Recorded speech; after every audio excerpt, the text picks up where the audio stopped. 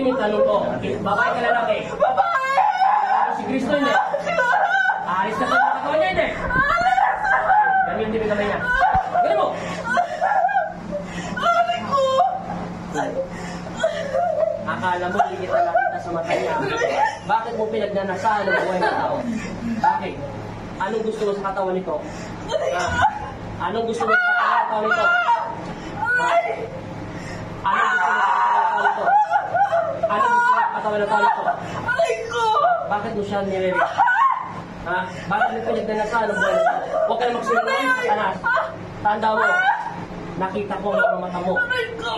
Bakit mo pinagnanasahan ang katawan ng pag-aari ni Kristo? Tanggalin mo lahat yan. Simula sa ulo niya.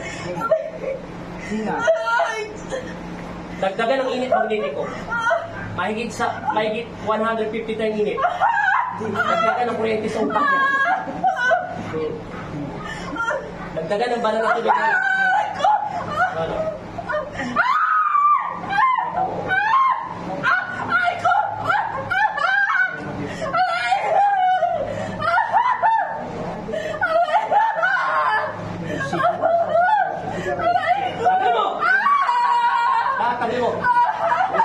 Richard. Maniwala ka sa akin. Richard.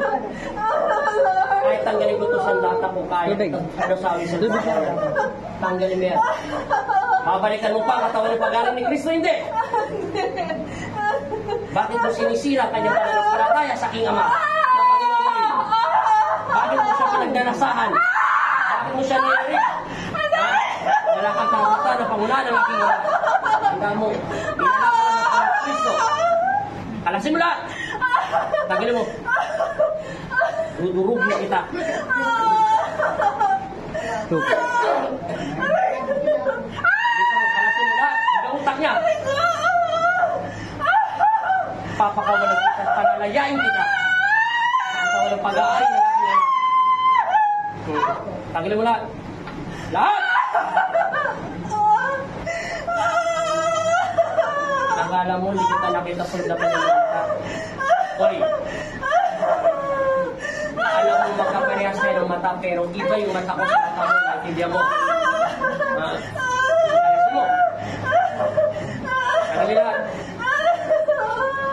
Ano, re-repair mo ba siya hindi?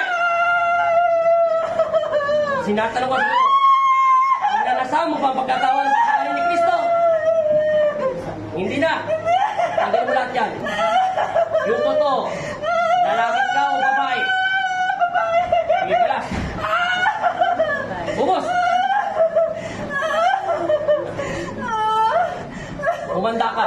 Sa pamamagitan ng pagsambit ko sa inyong pangalan, pangalan ng Jesus, abang Nazareno, bigyan ng init at lagyan ng sandata, tinatawag sa Isusa, sinag banaw, sa pangalan ni Kristo, hinahatulan ko kayo ng kamatayan sa impyerno.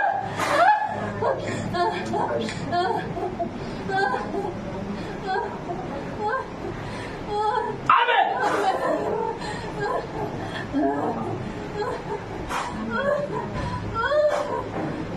Gising! Sabi mo in Jesus' name. In Jesus' name. 3 times. In Jesus' name. In Jesus' name. In Amen. Jesus' name. Amen. Tubig body. Papoy mo muna siya na maayos. Antay mo muna kalmahin yung hangin mo. Huminga ka na malalim. Hinga na malalim.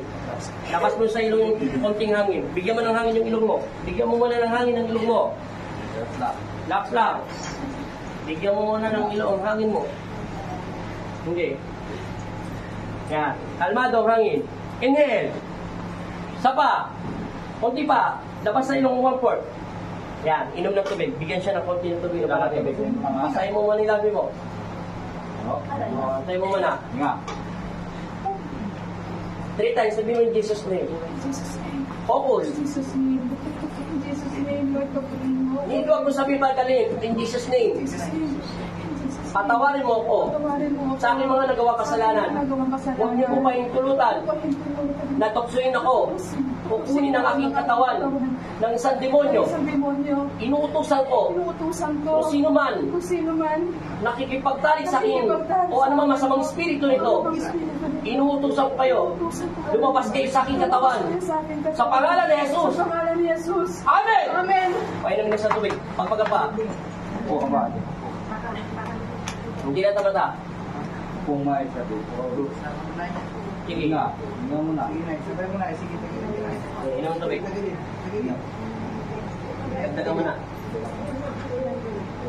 Ayan, tignan natin. Okay na. Tingnan mo yung kamay mo, walang paso. Tingnan mo, kung gagana. Masakit pa? O, nakita mo? Kanina, ganun.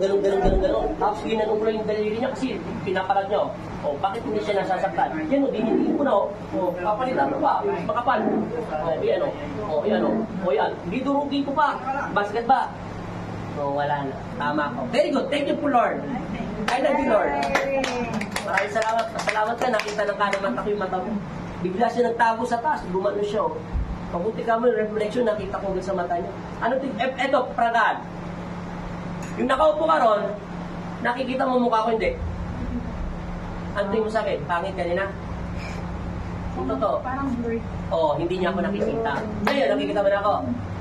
Ang demonyo, hindi niya ako makita. Parang blurred ang mukha ko. Maraming nagsabi sa akin, lahat ng sinasapian. Ang nakikita daw nila, itong katawan ko.